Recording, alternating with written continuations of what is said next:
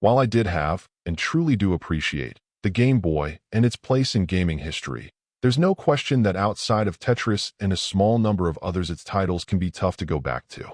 It isn't so much that the lack of detail in the graphics make it underwhelming, so much as how that lack of detail can constrain what's possible in play.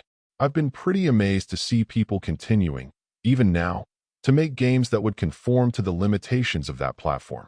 Though it is in color, Yosei Wars fits into that tradition, delivering an arcade-like experience, though perhaps a bit too limited of one.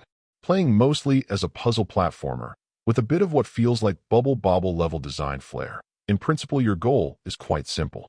You'll want to make your way through each stage, collecting all of the teeth that are floating around, without getting taken out by an array of roaming enemies.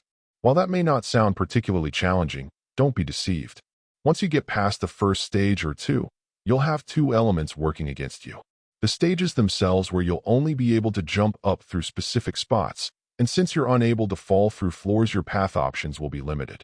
Considering you have no means of attack, limited space to work with, and a jump with very fleeting airtime, the more aggressive enemies can also be challenging to work against. I think this is the sort of title where you either see the challenge in front of you, feeling it's worthy enough to stick with, or you decide to move on. Outside of the retro vibes, colorful sprites, and perky tunes, this ends up being a pretty basic overall experience.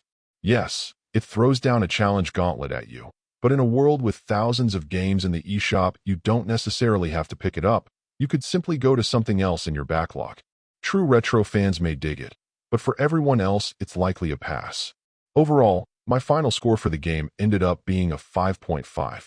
And if you're interested in picking it up, it's currently available on the Switch eShop for $4.99. Thank you for taking the time to listen to this review.